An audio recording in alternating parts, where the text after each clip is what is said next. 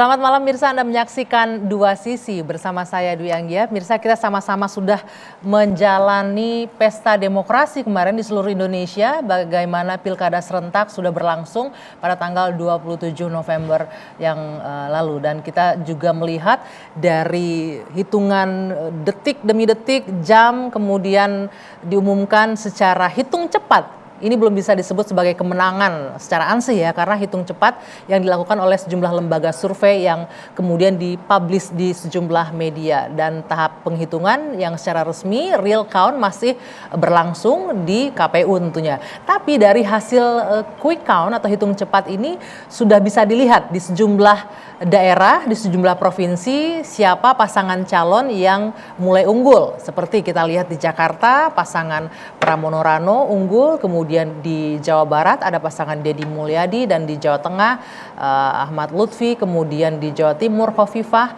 dan Emil. Ini artinya sudah mulai terlihat siapa yang diklaim secara hitung cepat mengungguli di tiap daerah untuk pilkadanya. Kami akan membahas apa kira-kira faktor yang mengungguli pasangan tersebut lebih lengkap di Dua Sisi bersama saya. Untuk membahas tema kita malam hari ini, hasil quick count yang unggul dan yang tersungkur. Sudah hadir sejumlah narasumber bersama saya di studio. Dari ujung sebelah sana saya perkenalkan, ada Mas Tri Andika, pengamat politik Universitas Bakri. Selamat malam Mas Andika. Ya, selamat malam. Ada Bang Idrus Marham, politisi Partai Golkar. Selamat malam Bang Idrus. Assalamualaikum warahmatullahi wabarakatuh. Waalaikumsalam warahmatullahi wabarakatuh. Ada Bang Patria Ginting, politisi PDI Perjuangan. Selamat malam. Selamat malam. Dan di ujung sana ada Mas Aditya Perdana, pengamat politik UI. Mas Adit. Mas Adit juga Direktur Eksekutif Algoritma Research and Consulting. Selamat malam. Terima kasih Bapak-Bapak sudah hadir. Juga tepuk tangan untuk adik-adik dari Universitas Bakri dan juga Universitas Al-Azhar. Oke, saya akan langsung ke pertama pengamat nanti dulu ya. Ini ke para politisi saya mau nanya nih. Dari kiri dan kanan saya. Iya, DKI ini yang seksi kan Bang Idrus ya. Tadi Bang Idrus mau komentar apa soal judulnya unggul dan tersungkur gitu ya. Nah, itu tadi. Boleh dipakai. Jadi saya bilang tadi Mas Aditya ini sudah memang judul atau temanya ini sudah menggugah gitu loh. Jadi sudah mewakili juga, barangkali dia merasa tersungkur, ada yang merasa unggul.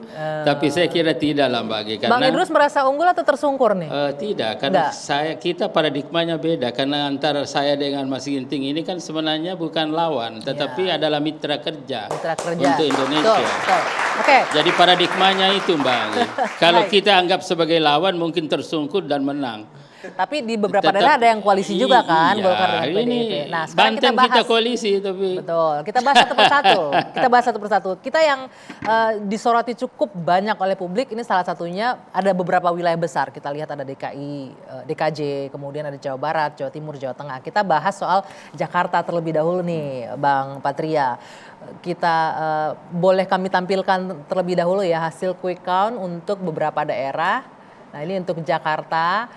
50,14% untuk Pramono Rano, kemudian di posisi kedua ada Ridwan Kamil 39,18%, dan Dharma Pongrekun Setakun Wardana 10,68%. Itu total suara yang masuk. Kita menggunakan data dari salah satu lembaga survei ya, dari LSI, ada 98,29%. Bang Patria. Ya. Kalau dibilang mengejutkan bagi orang di luar sana, warga Jakarta mungkin ini mengejutkan. Tapi tentunya bagi PDI Perjuangan ini sudah diprediksi ya bagaimana Pramono Rano akan berjalan dalam pilkada kali ini. Mengejutkan kenapa? Karena pendaftaran pasangan Pramono Rano ini berlangsung di detik-detik terakhir. Ketika putusan MK saya ingat bahwa boleh mengusung suara sendiri, akhirnya PDIP dan itu langsung digas. Kita tahu pada saat itu ada beberapa nama kandidat kan yang muncul, bahkan nama Mas Anies juga sempat muncul, tapi belakangan yang muncul adalah Pramono Rano. Apakah ini sesuai ekspektasi hasil yang kita perhatikan sekarang berdasarkan quick count? Ya, ada 3 hal ya Mbak yang saya ingin sampaikan di pembukaan ini. Pertama, kalau masalah ekspektasi tentu semua peserta pemilu termasuk dalam pilkada itu ekspektasinya pasti ingin meyakinkan rakyat untuk memilih calon kandidat yang diusung. Dan kami berterima kasih PDI Perjuangan dan saya yakin juga partai-partai politik semua pasti berterima kasih, rakyat Indonesia di seluruh daerah termasuk adik-adik di sini mungkin kalau sudah cukup umur untuk memilih, di tengah sudah capek pileg, pilpres, masih mau datang ke TPS lagi untuk menyoblos pilkada. Itu kita harus apresiasi. Dilanjutkan saya nanya, pada milih nggak kemarin di Jakarta teman-teman? Ada yang milih? Milih ya. Coba lihat jarinya mana. Enggak, oke, percaya. Ini mereka Gen Z ya, anak-anak muda yang ikut berpartisipasi. Yang pertama kali milih. Betul, oke. Nah yang kedua, saya rasa kita sudah dari tahun 98 reformasi, sekarang tahun 2024, sudah cukup dewasa cara berdemokrasi untuk semua pasti menunggu real count. Seperti itu. Ya. Hanya memang dalam demokrasi juga sah-sah saja tiap pihak menyampaikan pendapatnya. Termasuk Makanya Mas Pram dini. dan Bang Dul tadi pagi menyampaikan hasil real count dari Sirekap dan juga formulir C1 yang dimiliki menunjukkan bahwa 50% plus 2.900 sekian suara. Oke. Yang perlu diluruskan di sini bukan 50% plus 1%, tetapi 50% plus 1 suara. Dan sekarang menurut perhitungan di Sirekap kalau dilihat 50% plus 2.900. Itu yang tentu akan semua partai pasti akan mengawal suara itu karena semua suara penting buat partai politik untuk kita terus menjaga marwah dari pemilu. Oke, ini menarik nih, semua partai akan mengawal, termasuk tadi ketua tim pemenangan yang kemarin ya sempat ngomong bahwa ini jangan sampai ada kecurangan dan dimention dengan jelas ASN, TNI, Polri. Ada kekhawatiran ke arah sana emangnya? Jadi gini, poin yang ketiga itu berhubungan dengan poin yang ketiga. Saya mewakili PDI Perjuangan ingin mengucapkan bahwa PDI Perjuangan berterima kasih kepada rakyat Indonesia di seluruh daerah 545 pilkada karena rakyat tidak mengizinkan banteng ditenggelamkan. Saya ulangi sekali lagi. Apa? 545 pilkada PDI Perjuangan data yang masuk menunjukkan bahwa makanya PDI Perjuangan bersyukur berterima kasih bahwa rakyat tidak mengizinkan banteng ditenggelamkan. Ada yang berniat, Anda melihat kalau tidak mengizinkan banteng ditenggelamkan, ada yang berniat menenggelamkan banteng? Kalau lihat buat Gen Z yang sering buka TikTok dan Instagram, Reels dan segala macam, konten meme siapa yang bikin kami nggak tahu bahwa tenggelamkan banteng, apalagi kalau lagi live kayak gini di YouTube pasti ada live-nya, komen-komen pasti ada urusan tenggelamkan banteng, tidak terwujud. Dan itu rakyat yang melindungi PDI Perjuangan. Kami melihatnya seperti itu. Karena seperti tadi Sekjen PDI Perjuangan konferensi pers, dulu kami menang di 6 provinsi. Sekarang hasil terakhir data kami menunjukkan calon yang diusung PDI Perjuangan menang di 14 provinsi. Belum kita bicara sekitar 239 kabupaten kota data terakhir. Itu menunjukkan bahwa kami berterima kasih rakyat tidak mengizinkan banteng ditenggelamkan. Karena begini, ini saya senior sedikit ya, 3 menit lah saya.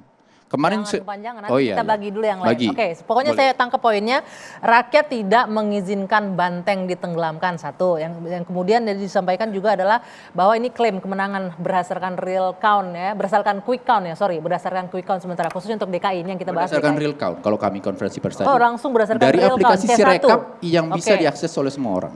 Oke, Bang Idrus, ini klaim yang lumayan serius kalau kita lihat. Tidak berdasarkan quick count lagi nih. Pramono Rano yakin berdasarkan real count, hasil hitung C1 dan juga data rekap yang dimiliki. Jadi saya kira begini.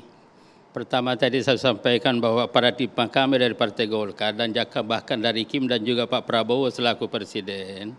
Itu memang dari awal bahwa kita menghadapi pilkada ini sejatinya kita menganggap teman-teman ini sebagai mitra. Ya kenapa? Karena kita bicara tentang asas kekeluargaan, kita bicara tentang kegotong royongan, dan saya kira PDIP yang paling banyak bicara tentang konsep ini. Kemudian kebersamaan. Nah sejatinya itu tercermin pada perilaku politik kita, termasuk menghadapi pilkada ini. Nah oleh karena itu maka dari Partai Golkar kemarin dan juga dari Kim, untuk menerapkan asas itu, ya kita kembalikan kepada pemahaman kita secara hakiki tentang demokrasi. Demokrasi pada hakikatnya adalah sebuah persaingan kualitatif untuk mencapai sebuah jabatan katakanlah. Jadi di sini ada persaingan kualitatif yang simbolisasinya ada pada debat kandidat paslon. Kan sebenarnya kan di situ. Jadi ini loh yang kita ingin ikuti dan itulah sebabnya misalkan menghadapi DKI Jakarta kan kita dari Kim ini kan biasa-biasa saja, tidak ada yang terlalu istimewa dibandingkan daerah-daerah lain. Maksudnya biasa-biasa saja Ya kita gimana? tidak terlalu katakanlah hiruk pikuk dan lain-lain sebagainya sampai mencaci maki orang kan kita tidak mau seperti itu. Selalu kita ingin mendepankan Bang Idrus, bagaimana maaf konsep. saya potong, Bang Idrus. Tapi saya minta singkat aja respon bahwa ini diklaim bahwa mereka menang versi real count-nya. Saya kira tim Pramono Rano. begini, itu boleh-boleh saja, tapi semua kita kembalikan kepada aturan dan mekanisme yang ada bahwa pada harinya tadi ya Saudara Patria juga menyampaikan bahwa sebenarnya ini nanti adalah real count dan itu ditetapkan oleh KPU. Dan pengalaman kita memang selama ini yang namanya ya quick count juga seperti itu tidak ada lebih dari 50 saat tidak ada. Ada beberapa 50, kemudian ada 49 dan juga dari tim pemenangan RK juga ada real count-nya juga. Oke, artinya nggak Nah itu 49, tidak ada yang 50 iya jadi kan ke beda atas. gitu lah. Jadi Oke. Mas Patria itu 49, kemudian di sini 40 sekian. Tidak ada yang plus 50 Nah, ke ya atas. kemudian gitu ya. Oke, misalkan baik. kalau kita lihat itu kan salah ada margin of error-nya kepada apa 1%, 1 sampai 2%. 2%, ya. Itu bisa naik, bisa turun. Oke, baik, Bang Ya Idrus. tentu teman-teman dari PDP maunya naik, tapi kami ini maunya turun. Maunya turun. Jadi ini kan Oke, ini kan ya. sebenarnya Oke. ini jadi tapi karena kita ini adalah bersahabat dan Partner, ini adalah mitra. mitra. Ya, wajar, ya wajar. nggak usah lah kita bawa ini, kita tunggu Nggak apa-apa. nanti supaya jangan hiruk pikuk masyarakat, cukuplah berpartisipasi dalam pilkada kemarin sudah datang alhamdulillah. Oke, baik, Bang Ya Idrus. jangan lagi tambah rumit rakyat Kita ini tidak gitu. kita tidak bikin hiruk pikuk tapi kita lebih berdiskusi aja. Ya, Saya juga betul. minta pendapat Mas Andika tadi, pernyataan menarik dari Bang Patria bahwa ternyata rakyat tidak mengizinkan banteng ditenggelamkan. Itu tapi nanti responnya. Kita jeda dulu sejenak. Jadi Sesaat gini, lagi gini, di dua Mbak, sisi. saya- Sebentar Bang, kita jeda dulu sejenak. Oke, Pak.